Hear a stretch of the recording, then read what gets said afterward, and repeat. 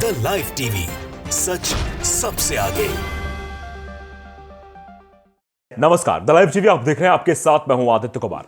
EVM को लेकर पूरे देश में बवाल मचा हुआ है। वकीलों ने जंतर मंतर पर धरना प्रदर्शन कर दिया और सुप्रीम कोर्ट जाने की मांग कर दी कि हम सुप्रीम कोर्ट जाएंगे और डेमो दिखाएंगे, बताएंगे कि देखिए कैसे जो है ईवीएम को हैक किया जा सकता है और चुनाव के जो परिणाम है उनमें बदलाव किया जा सकता है। दरअसल सुप्रीम कोर्ट के इन वकीलों ने पहले चुनाव आयोग का दरवाजा खटखटाया। चुनाव आयोग की जगह जब इनको कोई भी काम चुनाव आयोग का जब दरवाजा इन्होंने खटखटाया तो चुनाव आयोग की तरफ से कोई वाजिब जवाब इनको नहीं मिला। और चुनाव आयोग ने पहले तो कह दिया था कि हम जो है 50 ईवीएम आपको देंगे, आप उसको हैक करके हमें दिखाइए, बताइए कि आप कैसे हैक करने की बात कह रहे हैं।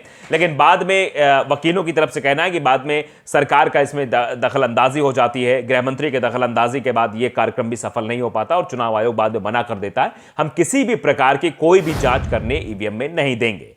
अब इसके बाद धरना प्रदर्शन ही एक रास्ता था, क्योंकि सरकार सुन नहीं रही थी। ईवीएम हटाओ देश बचाओ का नारा लेकर, ईवीएम हटाओ का नारा लेकर जंतर मंतर पर बैठे वकीलों ने कहा कि अब सुप्रीम कोर्ट ही अंतिम विकल्प बचा है।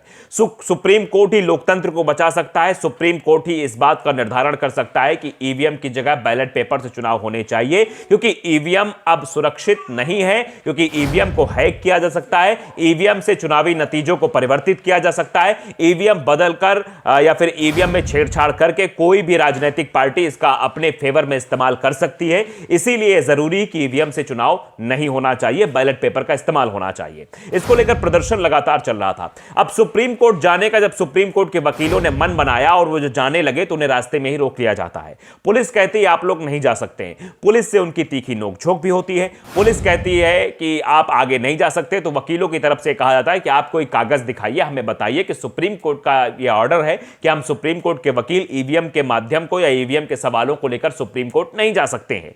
अब इस बारे में पुलिस उन्हें कोई भी प्रूफ नहीं दिखा पाती, कोई भी कागज नहीं दिखा पाती और पुलिस की तरफ से कहा जाता है कि धारा 144 लगी हुई, इसलिए आप अंदर प्रवेश नहीं कर सकते, अंदर नहीं जा सकते। काफी नोकझोंक भी होती है। अब सवाल खड़ा है कि आखिरकार ईवीएम पर इतना बवाल मचा हुआ है, सरकार खामोश है, चुनाव आयोग खामोश है, चुनाव आयोग के ऊपर लांछन लगाया जा रहा है, चुनाव आयोग की ऐसी मशीन पर लांछन लगाया जा रहा है जो इस देश का भविष्य तय करती है। तो ऐसे में सवाल तो बहुत बड़े हैं। हंसराज मीणा ने एक वीडियो ट्वीट किया है, जिस वीडियो में बाकायदे दिखाई दे रहा है कैसे ये वकील है जो प्रोटेस्ट करते हुए जा रहे हैं, जो बढ़ रहे हैं आगे की तरफ, यानी सुप्रीम कोर्ट की तरफ जा रहे थे। देखिए लिखा है कि ईवीएम के खिलाफ राजधानी दिल्ली में सुप्रीम कोर्ट के समकक्ष धरना प्रदर्शन और आंदोलन हो रहा है, लेकिन नोएडा की मीडिया मोदी और अयोध्या के गुणगान करने में व्यस्त है। यानी सवाल पूछा जा रहा है कि एक तरफ देखिए आप ईवीएम को लेकर सवाल उठाया जा रहा है, देश के लोकतंत्र को लेकर सवाल उठाया जा रहा है, चुनाव निष्पक्ष होने को लेकर आवाज उठाई जा रही है, और दूसरी तरफ मीडिया क्या दिखा रहा है? पूरा नोएडा का मीडिया जो है, दिल्ली नोएडा का मीडिया इस वक्त अयोध्या में डेरा जमाए बैठा हुआ है और अयोध्या में चीज़ों को कवर कर रहा है। एक तरीके से बीजेपी का महिमा मंडन कर रहा है, ऐसे चीज़ भी बताने की कोशिश की जा रही है। तो ये आप अंदाज़ा लगा सकते हैं किस तरीके से जो है चीज़ें होती हुई दिख रही हैं और इनका परिणाम आखिरकार आने वाले समय में क्या हो सकता है। तो ये वकीलों का जो एक जत्था है, ये वकील लगातार प्रदर्शन कर रहे हैं, ईवीएम को लेकर सवाल उठा रहे हैं और इनके सवाल वाजिब हैं, और जिस तरीके से ये सवाल उठाकर आगे की ओर कूच कर रहे हैं, इससे सरकार के लिए समस्या भी खड़ी होती दिखाई दे रही है। इन खबरों को दबाने की पुरजोर तरीके से कोशिश की जा रही है कि वकीलों की ये जो सवाल है, वकीलों का जो ये कहने की बात है कि ईवीएम को हैक किया जा सकता है, इन सब चीज़ों को लेकर लगातार दबाने की कोशिश शुरुआत से ही की जाती रही और आगे भी की जाती रहेगी, ऐसा देखने को मिल रहा है। सुप्रीम कोर्ट ने इलेक्ट्रॉनिक वोटिंग मशीन की जांच के संबंध में दिल्ली कांग्रेस द्वारा दायर एक याचिका पर विचार करने से मना कर दिया था। ये 9 अक्टूबर की बात है, ये आप समझिए, इस घटनाक्रम को समझिए। याचिका में आगामी आम चुनाव से पहले ईवीएम और वीवीपैट के प्रथम स्तर की जांच के संबंध में राज्य चुनाव आयोग की प्रक्रिया को चुनौती दी गई थी। मुख्य न्यायाधीश डीवाई चंद्रचूड़, न्यायमूर्ति जेबी पारदीवाला और न्यायमूर्ति मनोज मिश्रा की पीठ ने इस मुद्दे पर चुनाव आयोग के दिशा निर्देशों की पुष्टि की। पीठ ने कहा कि इस मामले में दिल्ली हाईकोर्ट के आदेश में हस्तक्षेप करने की इच्छुक नहीं है। दिल्ली हाईकोर्ट ने पिछले महीने दिल्ली प्रदेश कांग्रेस कमेटी यानी डीपीसीसी के अनिल कुमार की याचिका को खारिज कर दिया था। उन्होंने हाईकोर्ट के आदेश को चुनौती देते हुए शीर्ष अदालत का दरवाजा भी खटखटाया था। चुनाव सुनवाई के दौरान मुख्य न्यायाधीश ने कहा कि डीपीसीसी ने प्रथम स्तर की जांच एफएलसी प्रक्रिया में भाग नहीं लेने का फैसला किया, जबकि अन्य राजनीतिक दलों ने सक्रिय रूप से हिस्सा लिया। शीर्ष अदालत ने कहा कि डीपीसीसी कार्यवाही से दूर रही अन्य सभी राजनीतिक दलों ने भाग लिया। अब इसमें हस्तक्षेप करने से पूरे चुनाव कार्यक्रम में देरी होगी।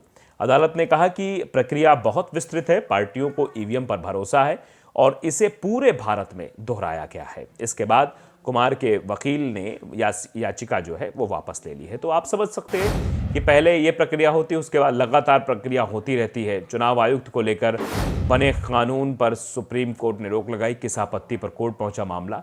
तो लगातार चुनाव आयोग को लेकर मामले पहुंचते रहे, चुनाव आयोग को लेकर मामले उठते रहे और ये अपने आप में बड़ी बात है। जिस तरीके से ईवीएम हटाओ का मसला चल रहा है, ईवीएम को लेकर बवाल चल रहा है, लगातार ईवीएम सवालों के घेरे में है और ये सवाल इसलिए पूछे जा रहे हैं क्योंकि ईवीएम से कहा जा रहा है कि ईवीएम से घोटाला हो सकता है, ईवीएम पर संदेह जो है किया जा रहा है, लेकिन ईवीएम पर जो है संदेह है इसका पूरी तरीके से निस्तारण नहीं किया जा रहा है, ना ही इस पर कुछ बताया जा रहा है। आप देखिए कि हंसराज मीणा ने ट्वीट किया, उस पर लोगों का जो है जवाब क्या कुछ आ रहा है, ये समझना भी बहुत ज़रूरी है। कुमार ध्रुव साहू लिखते हैं कि गोदी मीडिया कभी नहीं दिखाएगी, नहीं तो साहब नाराज हो जाएंगे। यानी इन खबरों को, ईवीएम के द्वारा चलाई जा रही खबरों को नहीं दिखाया जाएगा, ईवीएम का जो खिलाफत की जा रही ये खबरें नहीं दिखाई जाएंगी। डॉक्टर जयकरण गोयल लिखते हैं कि याद रखिए ईवीएम से मोदी जीते हैं, दम है तो ईवीएम से हरा कर दिखाएं, बैन ईवीएम। कुमार ध्रुव साहू लिखते हैं और सुधीर चौधरी तो ये गलती बिल्कुल नहीं करेगा वरना स्मृति ईरानी जी बहुत हड़काएंगी। मतलब इस तरीके से भी लोग जो है ट्वीट कर रहे हैं, लोग कह रहे हैं। ये हाजी निज़ामुद्दीन लिखते हैं कि बैलेट पेपर से चुनाव हो, जीत या हार किसी भी पार्टी की हो, लेकिन लोकतंत्र की हत्यारी ईवीएम बैन होनी चाहिए। यानी लोकतंत्र की हत्यारी ईवीएम को कहा जा रहा है। रमेश कुमार लिखते हैं कि सुप्रीम कोर्ट के 2 वरिष्ठ वकीलों ने चुनाव में ईवीएम को बैन करने का बीड़ा उठाया है। देखते ही देखते ये मांग देशव्यापी होती जा रही है। ईवीएम बैन के खिलाफ राजनीतिक पार्टियों को भी इनके साथ आना चाहिए, सीधे तौर पर कहा जा रहा है। चरणजीत सिंह लिख रहे हैं कि वोटिंग बाद 100 चुनाव क्षेत्रों की ईवीएम एक जगह जमा कर चुपचाप सभी की वोटिंग देखी गई। जिस क्षेत्र में बीजेपी का वोट कम था वहां दूसरे क्षेत्र की ईवीएम बदल दी, हो गया बहुमत। ईवीएम छेड़े बिना भी अगर ईसी चाहे जिता सकता है। ये कौन देखेगा कि रमेश ने वोट दिया था रामगढ़ में लेकिन वो गिना गया सीतापुर में। ये आप सीधे तौर पर समझ लीजिए, ये कैसे पता लगेगा। इस पर भी मतलब कई तरह के जो मिथक हैं वो चीज़ें निकलकर सामने आ रही हैं। चंद्रजीत सिंह लिख रहे हैं, चंद्र सिंह लिखते हैं कि अंधभक्त गोदी मीडिया को देश में क्या हो रहा है उससे कोई मतलब नहीं है। यानी जो गोदी मीडिया पर सवाल खड़े हो रहे हैं कि उसको देश से कोई मतलब नहीं, देश में क्या हो रहा है उससे कोई मतलब नहीं है। यह मोदी क्या कर रहे हैं या करने वाले हैं, बस यही टीवी पर प्रसारित होता है। यानी मोदी जी क्या करेंगे, मोदी जी क्या करने वाले हैं, यही सब टीवी पर दिखाया जाता है।